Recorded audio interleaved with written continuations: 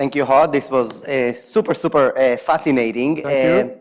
And we'll have a little bit of a chat here, and then I would definitely want to open it for questions. I'm sure there are tons of questions from the audience. I mean, November 2022 was a kind of a turning moment, right, in the world of AI when OpenAI introduced ChatGPT. There was both technological innovation there in the sense that just think about ChatGPT versus Siri or Alexa or any other interaction we had prior to that with machines. But most importantly, it put it in the hands of the average person, right? It puts AI from the blank page that you showed before to actually putting it in our hands. And that led to quite a bit of controversy around it in terms of fear versus more of the opportunity. And you touched a little bit about that, about the fear versus the opportunity of it. In the start of this talk, we put a QR code for a survey. And we asked people actually in this room, as many of you have participated in the survey, we asked, are you more excited or more afraid of this new innovation? And in this room, we got about 2/3 that are more excited and 1/3 that are more afraid. I would argue self-selected group who are excited anyway because came to see you. Exactly. If we were to go to an average room, we may get more on the afraid. So can you shed more light on that? What would you say? I mean, clearly, I know which direction you're at in this balance. Right. But I think how do you answer that? A lot of the fear comes from the fact that there's a feeling of loss of control, that it's doing this thing, it's everywhere, and you don't control it. But once you understand how it works, and you really understand all the good things that you can do with this, then it becomes a little bit more of a trade-off. And this is, I don't want people walk out of here naively thinking this is all good. This is a very powerful technology, but what I'm saying here, we need to steer it.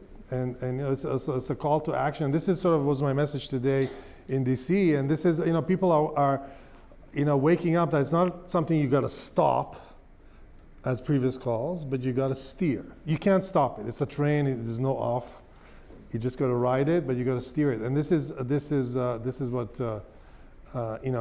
there's so many good things we can do with this. We just got to be brave enough to drive this.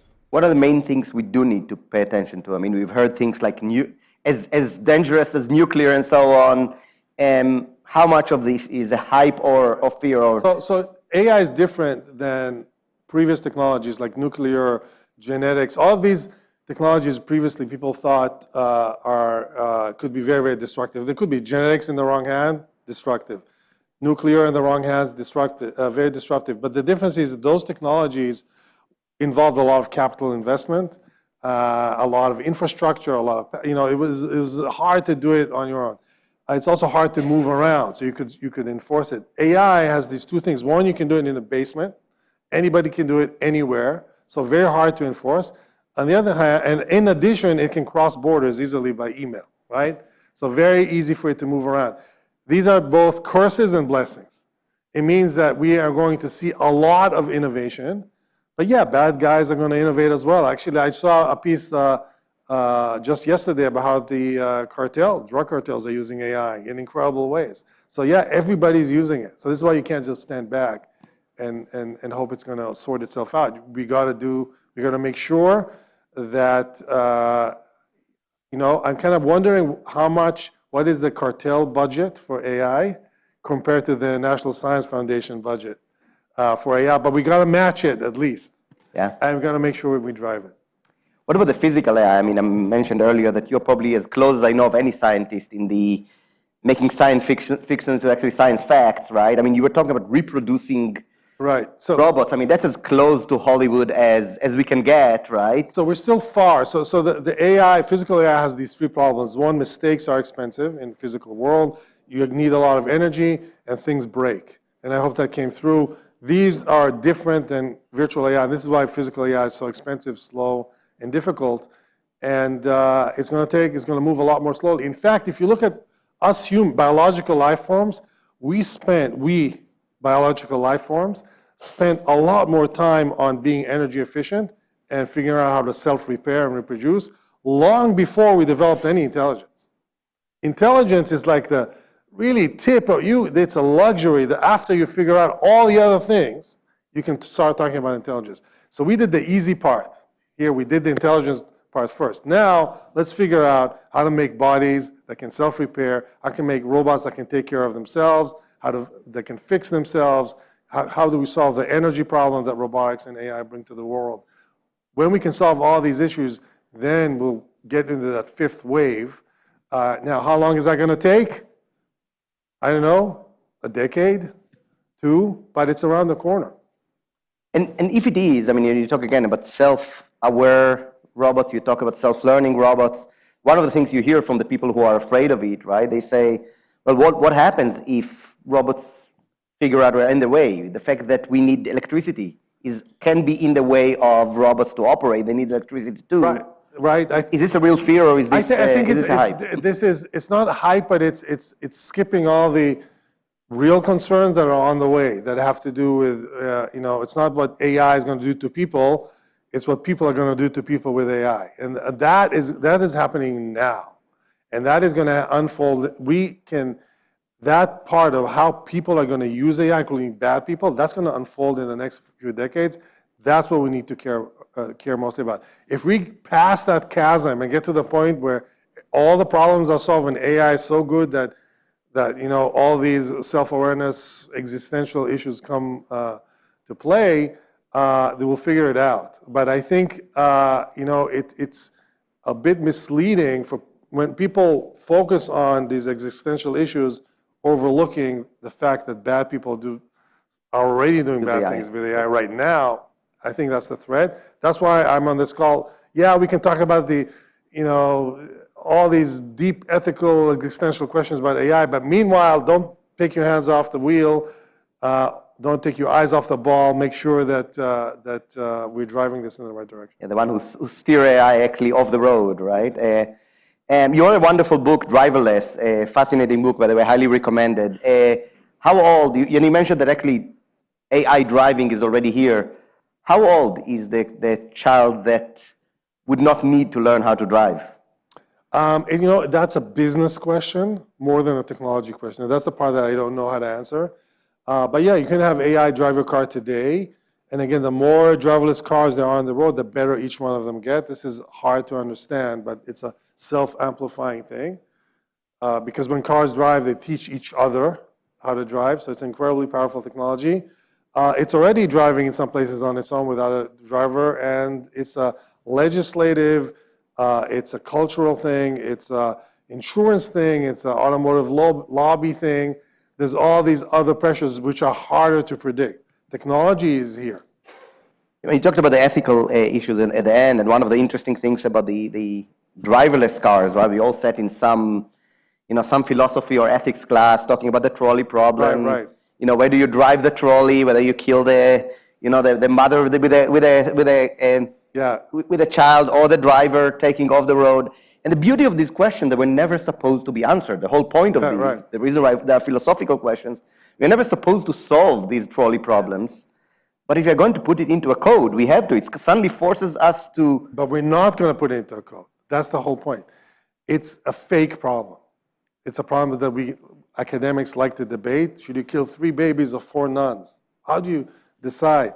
The reality is AI doesn't work like that. It doesn't work with rules. It doesn't sit there thinking the ethics of, no, it's just the AI looks at thousands of possibilities of driving this way, and AI is going to make this, fast and furious, crazy maneuver and not kill anybody. Go through the whole thing.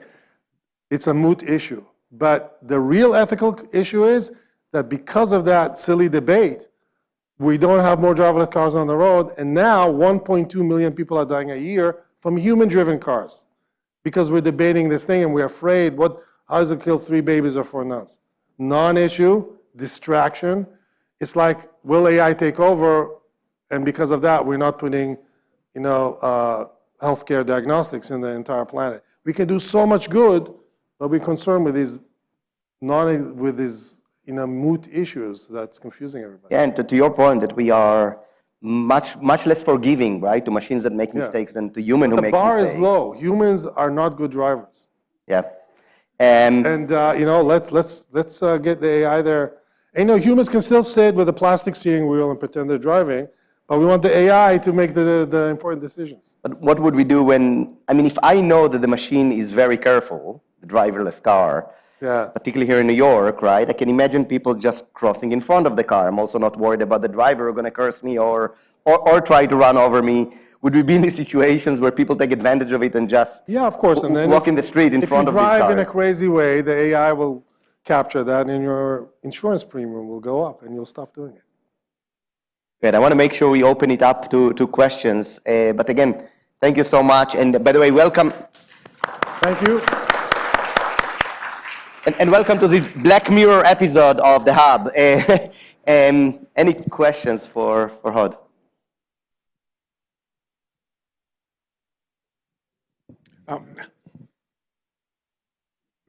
So that example you gave about the driverless car and the choices being a false choice, agree 100%, but how do you address that in a world of cyber insecurity with hacks and everything else? How much trust can we put in the machines when we can't trust the environment? Right, so cybersecurity is a really good, that's a big issue because the more we trust machines to make decisions, the more we are vulnerable to cybersecurity attacks. And that's true for your banking account, it's true for driverless cars, it's true for supply chain, it's true for everything.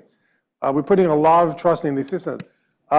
So, you know, I think in general, I don't know if I trust AI or people less.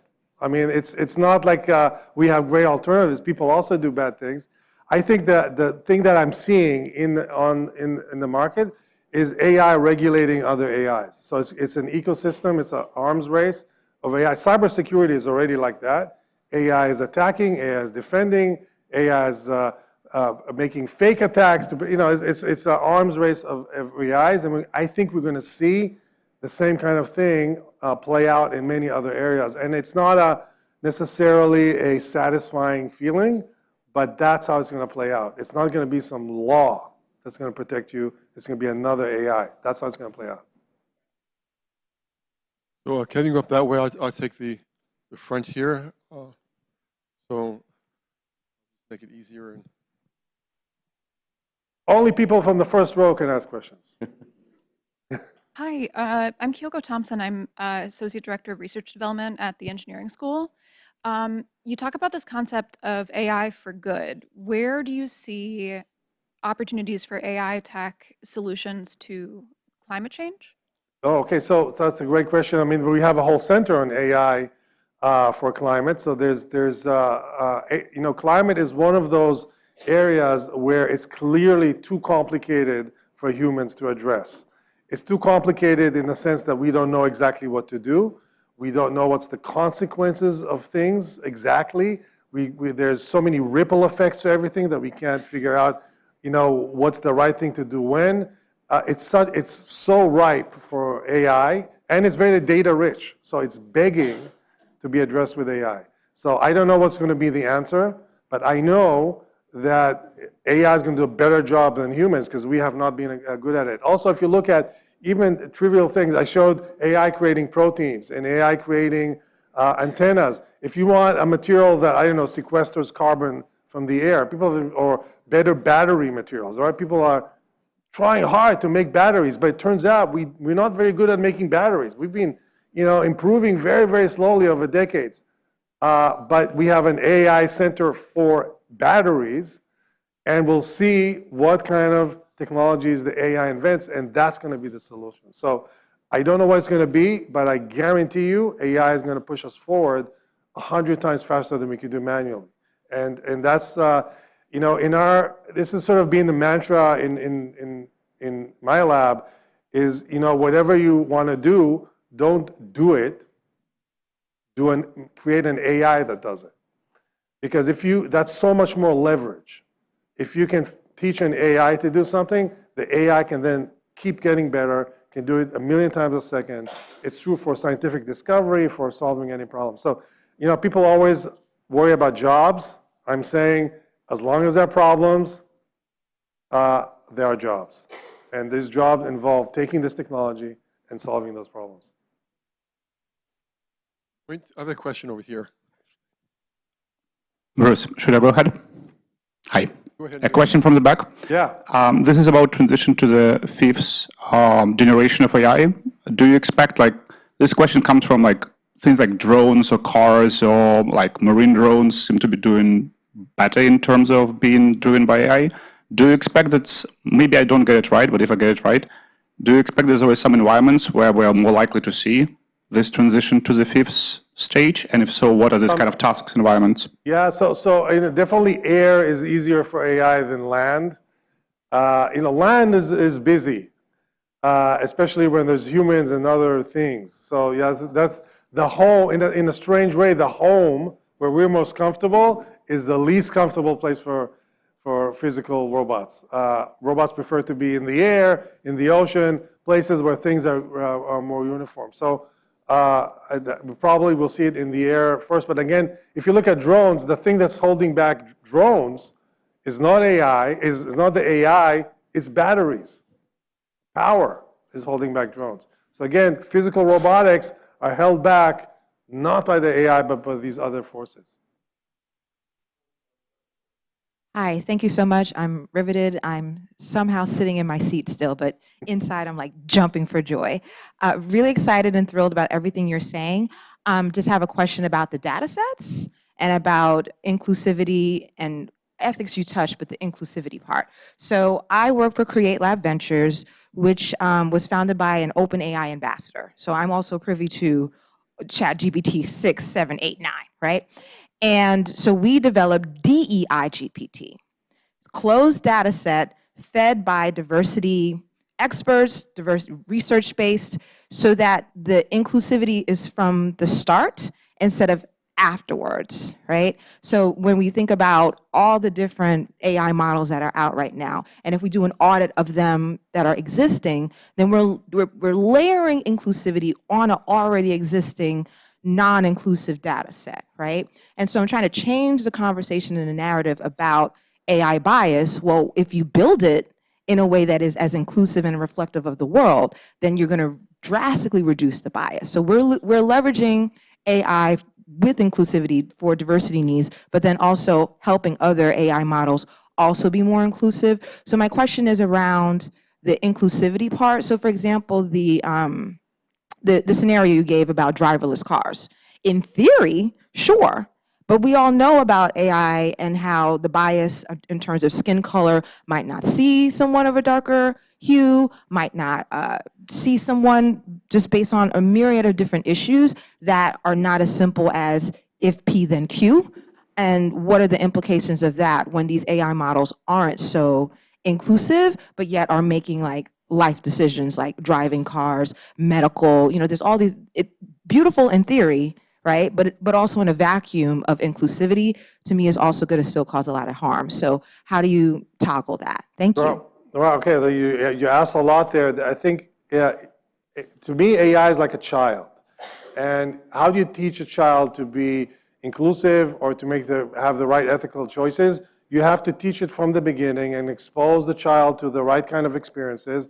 And if you don't do that, you can try to tack it on in the end, but it's not as deep as if you did it the whole lifetime of the child. So we are learning that. And I think that the thing that happened is AI was so lame for so many years, nobody bothered with this. But in the last 2 or 3 years, suddenly AI became so powerful that it's like a child that went from being 1-year-old to being, 18, very powerful in a year. And we suddenly say, wait, we didn't get a chance to think about all these other things. So now we're struggling with it, and I'm glad you're working on it.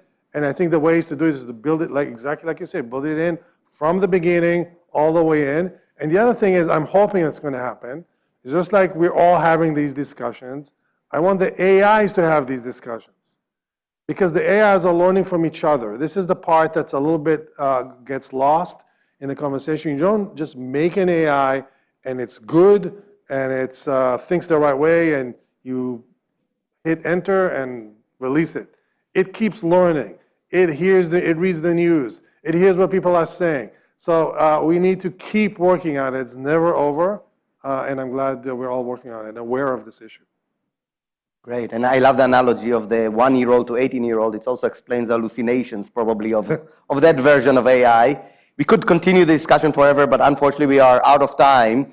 Thank you, Hod, for this fascinating talk, for this AI opening talk. Thank you. Thank you very much. My pleasure. So I want to just real quickly thank someone I forgot earlier. That's Kevin Erickson, who makes magic happen in this room. And I'm not sure whether he's real or not. So let's see. We have to find out. You know, we could keep you all night talking about social problems. We recently had a faculty meeting, it was lively, about classroom use of AI and how to think that. But we'll hold you off stage for this one so you can tell us what we should be doing on this. Thanks so much for coming. All right, thank you. Thank you all. And Ed? Thank you. And Thank you. Thank you all. and thank you, Bruce.